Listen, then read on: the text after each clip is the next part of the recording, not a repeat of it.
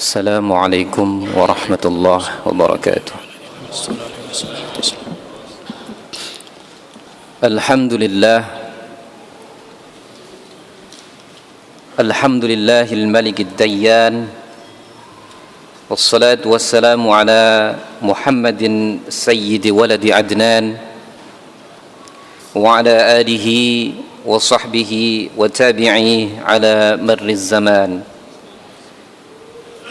وأشهد أن لا إله إلا الله وحده لا شريك له المنزه عن الجسمية والجهة والزمان والمكان وأشهد أن سيدنا محمدا عبده ورسوله الذي كان خلقه القرآن أما بعد فيا عباد الرحمن إني أوصيكم ونفسي بتقوى الله المنان القائل في كتابه القرآن أعوذ بالله من الشيطان الرجيم بسم الله الرحمن الرحيم وما خلقت الجن والإنس إلا ليعبدون رب اشرح لي صدري ويسر لي أمري واحلل عقدة من لساني يفقه قولي. Hadirin sidang salat Jum'ah yang dirahmati Allah.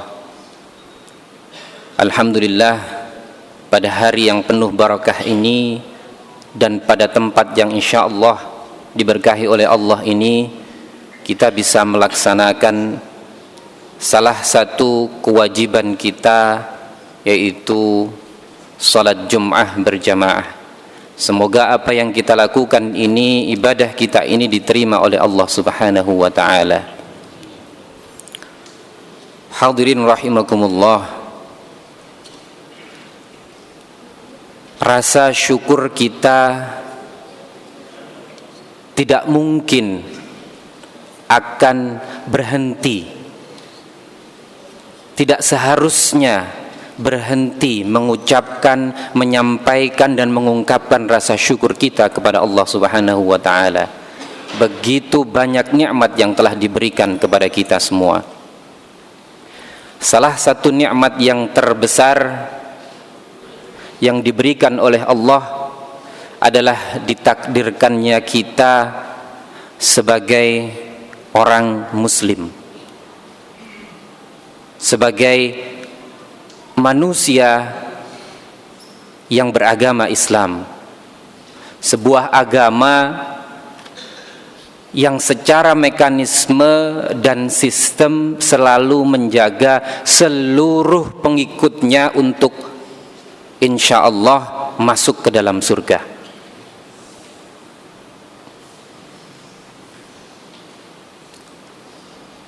Kita mengenal, kita tahu ada hadis yang sangat populer mengatakan bahwa man qala la ilaha illallah dakhalal jannah. Siapa yang mengatakan la ilaha illallah, tiada Tuhan selain Allah, maka dia akan masuk surga. Kata la ilaha illallah Muhammadur Rasulullah adalah ungkapan kesaksian, ungkapan penghambaan kita kepada Allah, bahwa Allah lah adalah satu-satunya Tuhan yang harus kita sembah. Kenapa saya mengatakan bahwa Islam adalah agama yang selalu menjaga seluruh pengikutnya untuk masuk ke dalam surga? Coba kita renungkan. Bangun pagi, kita diajarkan untuk membaca doa Alhamdulillahilladzi ahyana ba'dama amatana wa ilaihin nusyur. Doa itu tidak lain dan tidak bukan adalah pengakuan rasa syukur kita kepada Allah yang telah menghidupkan kembali kita setelah kita tidur. Rasa syukur ini adalah bentuk pengakuan akan kehambaan kita terhadap Allah. Setelah bangun tidur kemudian kita diminta atau diajarkan atau diperintahkan untuk sholat. Dan ingat bahwa dalam sholat itu ada bacaan tahiyat. Apa yang dibaca di tahiyat itu salah satunya adalah tentu saja la ilaha illallah Muhammadur Rasulullah, tasyahud, baik itu tasyahud awal ataupun akhir. Jadi secara tidak sadar kita semua dikondisikan 5 hari minimal sekali membaca syahadat, yang syahadat itu adalah jaminan bahwa kita masuk surga. Jadi insya Allah karunia ini, rahmat ini, fadilah ini insya Allah bisa menjamin kita untuk masuk surga. Karena itu sudah sepantasnya kita selalu bersyukur kepada Allah, selalu mengucapkan terima kasih yang tak terhingga kepada Allah, karena telah menjaga kita untuk selalu di jalannya. Dengan sholat 5 waktu minimal 5 hari sekali, ungkapan pengakuan tauhid itu diinstal kembali ke dalam diri kita. Bagaikan ada CCTV yang mengingatkan kepada kita bahwa Allah sebenarnya mengawasi kita, melihat kita, menuntun kita untuk sampai kepada ridhonya. Karena itulah rasa syukur itu harus kita ungkapkan semaksimal mungkin. Caranya bagaimana adalah dengan melaksanakan ibadah kepada Allah Subhanahu wa ta'ala. Karena ibadah adalah tugas utama kita sebagai manusia. Ayat yang saya baca di depan tadi, wa ma khalaqtul jinna wal insa illa liya'budun, intinya adalah tugas utama kita manusia ini adalah beribadah kepada Allah. Lalu bentuk ibadahnya seperti apa? Para ulama mengajarkan bahwa kata ibadah atau kata ya'budun dalam ayat itu berasal dari kata abada yang terdiri dari 3 huruf ain, ba, dan dal. Kata yang terdiri dari huruf ain, ba, dan dal ini secara umum bermakna penghambaan, penyembahan, peribadatan, beribadah, berserah diri, dan berbagai makna sejenisnya. Karena itulah sebenarnya ketika kita melaksanakan apapun yang kita lakukan dalam kehidupan ini, bahkan bentuk luarnya seolah-olah bukan ibadah ritual, bukan sholat, bukan zakat, tapi berbuat baik kepada orang lain misalnya, sebenarnya itu bisa menjadi ibadah. Para ulama mengajarkan paling tidak bentuk ibadah ini dibagi menjadi 2, ibadah mahdhah dan ibadah ghairu mahdhah. Ibadah mahdhah adalah ibadah yang khusus, ibadah yang ajarannya disampaikan secara langsung, perintahnya disebutkan secara langsung oleh Allah dan Rasulnya, baik melalui Quran ataupun hadis, seperti salat, zakat, puasa, dan haji. Selain dari itu adalah ibadah ghairu mahdhah, ibadah yang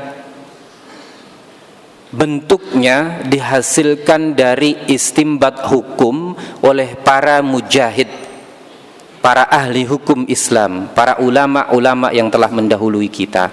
Bentuknya bermacam-macam.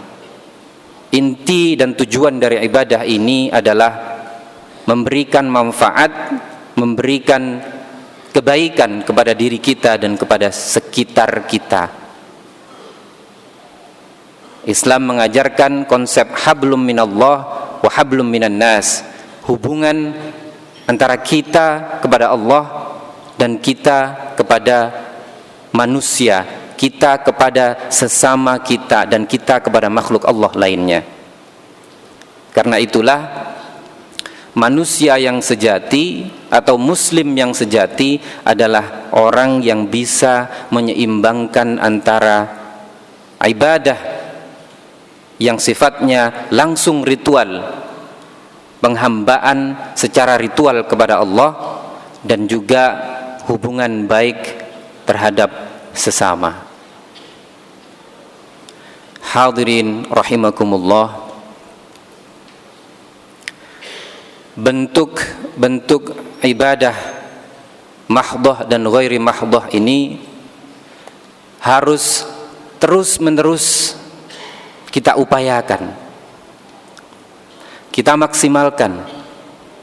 Jangan hanya kita fokus kepada ibadah yang sifatnya ritual, tapi melupakan bahwa kita juga ada kewajiban yang sifatnya sosial.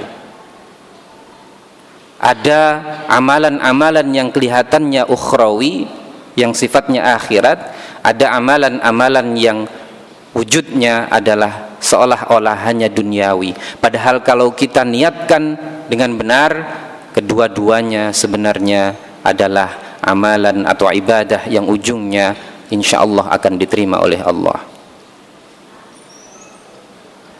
Hadirin rahimakumullah, para ulama mengajarkan bahwa ibadah ritual yang kita lakukan seyogianya memberikan manfaat, baik itu secara langsung ataupun tidak langsung kepada kehidupan kita. Namun kadang-kadang manfaat itu tidak terlihat dan tidak terasa. Innas salata tanha 'anil fakhsya'i wal munkar, itu sangat populer, mungkin hampir semua kita hafal bahwa sesungguhnya salat bisa mencegah kemungkaran. Tapi kadang-kadang tidak sedikit dari kita yang setelah salat, bekas salatnya sudah langsung hilang saat kita keluar dari masjid. Bekas salatnya hilang saat kita ada di kantor, di jalan dan lain sebagainya. Bahkan gegap gempita ibadah Ramadan, ibadah puasa dan berbagai amalan lainnya tak tersisa setelah Ramadan selesai. Kenapa? Para ulama mengajarkan paling tidak ada dua hal yang mungkin kita perlu renungkan. Kenapa ibadah yang kita lakukan tidak memberikan manfaat, tidak memberikan implementasi ibadah yang bersifat sosial tidak terasa. Kita hanya beribadah secara virtual tapi lupa bahwa sebenarnya ada juga ibadah horizontal. Pertama yang perlu kita renungkan adalah niat dari ibadah kita. Rasul mengajarkan innamal a'malu binniyat. Sesungguhnya semua perbuatan manusia sangat tergantung kepada niatnya. Karena itulah sangat penting untuk menata niat kita. Hadis lain menyebutkan bahwa kullu amrin dzibalin la yubda'u bi bismillah fahuwa abtar, wa fi riwayatin ukhra fahuwa aqta. Bahwa semua amalan yang tidak dimulai dengan bismillah maka dia akan gagal. Ini seharusnya tidak hanya kita maknai dengan sangat dangkal dan mengatakan bahwa yang penting baca bismillah.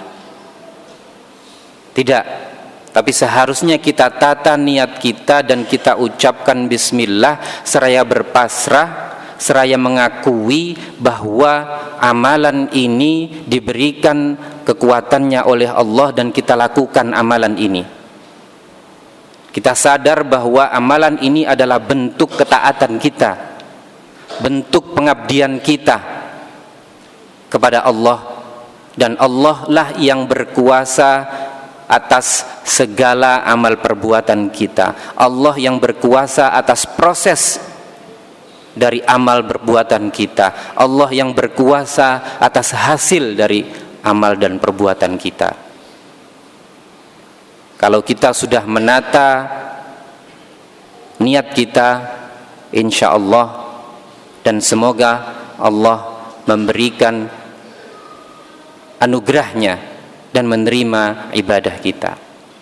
Yang kedua adalah keikhlasan.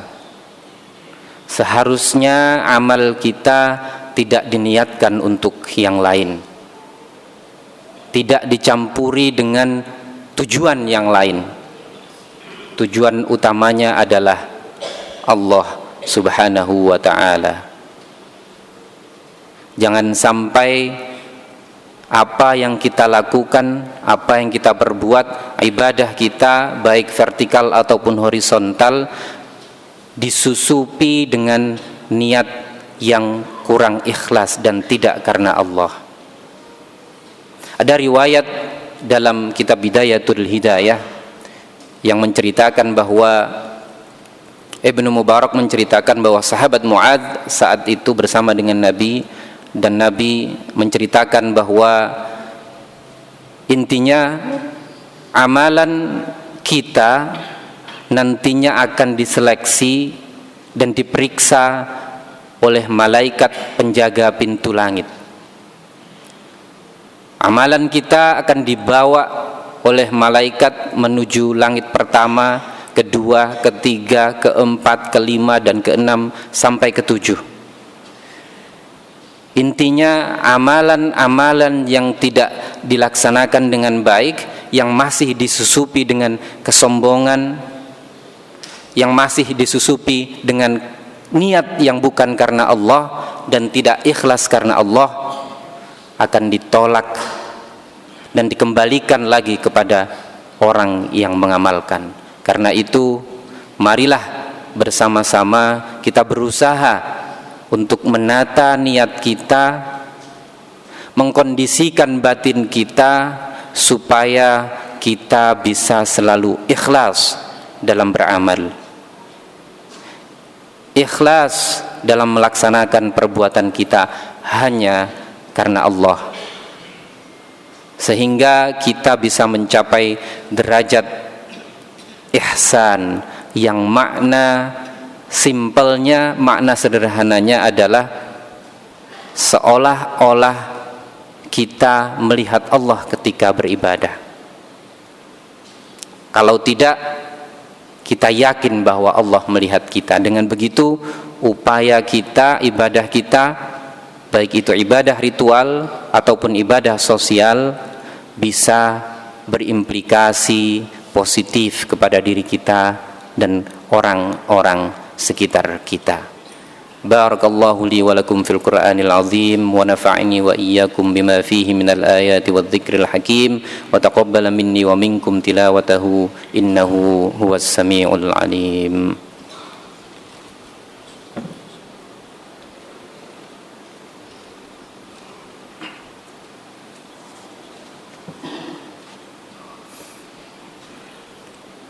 Alhamdulillah, alhamdulillahilladzi laisa bi'azimin 'indahu illa man ijtanaba nawahihi wa imtathala awamirih. Asyhadu an la ilaha illallah wahdahu la syarika lah wa asyhadu anna Muhammadan 'abduhu wa rasuluh la nabiyya ba'dah. Allahumma shalli wa sallim ala sayyidina Muhammadin wa ala alihi wa sahbihi ajma'in. Faya ibadallah, usikum wa iyyaya bitaqwallah wa qad fazal muttaqun. Wa qala aidan wa'tasimu bihablillahi jami'an wa la tafarraqu, al-ayah. Mari kita akhiri dengan doa. Allahumma ighfir lil muslimina wal muslimat wal mu'minina wal mu'minat innaka sami'un qaribun mujibud da'awat wa ya qadiyal hajat. Allahumma arinal haqqa haqqa warzuqna ittiba'ah wa arinal batila batila warzuqna ijtinabah.